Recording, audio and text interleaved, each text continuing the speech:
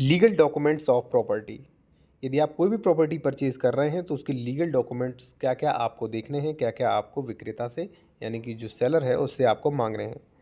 देखिए यहाँ पे मैं आपको डॉक्यूमेंट्स बताऊंगा कौन कौन से डॉक्यूमेंट्स आपको देखने होते हैं, और सबसे ज़रूरी चीज़ है कि वो डॉक्यूमेंट्स कैसे निकलेंगे और वो जो है डॉक्यूमेंट्स में क्या क्या आपको चेक करना है। डॉक्यूमेंट्स पकड़ने से कोई फ़ायदा नहीं है, आपके हाथ में आ गया तो कोई फ़ायदा नहीं, क्या क्या चेक करना है वो ज़रूरी होता है। तो टॉपिक शुरू करने से पहले मैं आपको एक चीज़ और बताना चाहता हूँ, यदि आप कोई लीगल एडवाइस लेना चाहते हैं या उत्तर प्रदेश में आप कोई ज़मीन खरीद रहे हो, उसके डॉक्यूमेंट्स चेक करवाना है या डॉक्यूमेंट्स निकलवाना है, आपको निकलवा सकते हो। कॉन्टैक्ट नंबर आपको वीडियो की डिस्क्रिप्शन में मिल जाएगा। देखिए साथियों, मैं आपको सबसे एक चीज़ पहले मैं आपको बताऊंगा कि कौन कौन से डॉक्यूमेंट्स मांगने होंगे, चेक करने होंगे और डॉक्यूमेंट्स निकलेंगे कैसे, और फिर डॉक्यूमेंट्स में क्या चेक करें।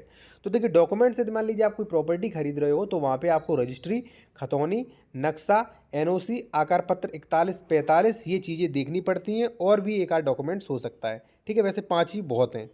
अब सवाल आता है कि मैं ये निकलवाऊँ कैसे।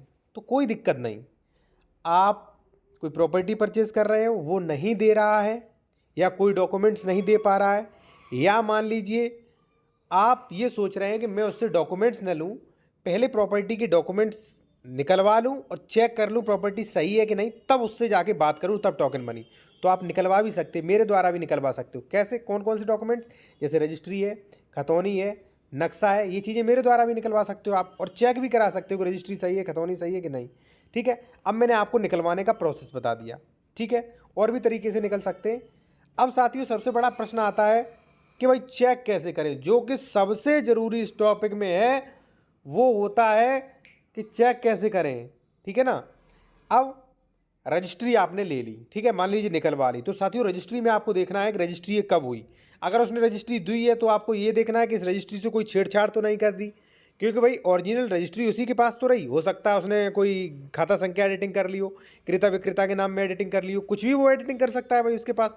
तो वो मत मान करिएगा।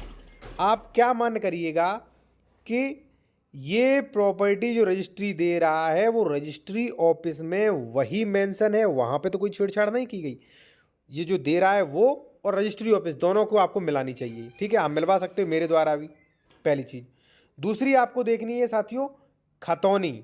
ठीक है, खतौनी में आपको कई चीज़ देखनी होगी। देखिए खतौनी मेरे द्वारा भी आप जो है निकलवा सकते हो।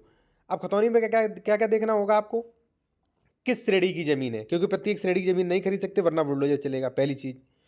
दूसरी ये है साथियों कि ये जो है ट्रांसफेरेबल राइट वाली ज़मीन है कि नॉन ट्रांसफेरेबल वाली।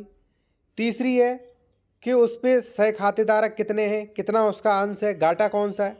चौथा सबसे महत्वपूर्ण है कि इस पे क्या क्या आदेश हुए, कोई निरस्ती का आदेश, कोई स्टे का आदेश, या मान लीजिए कोई कोई मान लीजिए केस तो नहीं चल रहा है।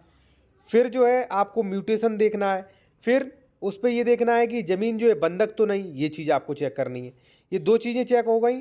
ठीक है, उसके बाद साथियों आपको चेक करना है डबल रजिस्ट्री वाला फ्रॉड, क्योंकि देखिए आजकल डबल रजिस्ट्री सबसे ज़्यादा हो रही। मेरे पास कई फ़ोन्स कॉल आते हैं, जब मैं डॉक्यूमेंट चेक करता हूँ तो बाद में पता चलता है कि भाई डबल रजिस्ट्री हो गई बेचारे की। तो पहले आप चेक करा लेते तो बेटर है, इस फ्रॉड से आप बच सकते हो। ठीक है, तो डबल रजिस्ट्री फ्रॉड भाई चेक करना चाहिए आपको, मेरे द्वारा भी आप करवा सकते हो। कॉन्टैक्ट नंबर हमारा वीडियो की डिस्क्रिप्शन में आपको मिल ही जाएगा। ठीक है, और उसके बाद साथियों आपको देखना है नक्शा। ठीक है, नक्शा देखना है आपको, और नक्शा वो नहीं देखना है जो प्रॉपर्टी डीलर आपको दिखवा रहे हैं, नक्शा वो देखना है जो रेवेन्यू डिपार्टमेंट का हो।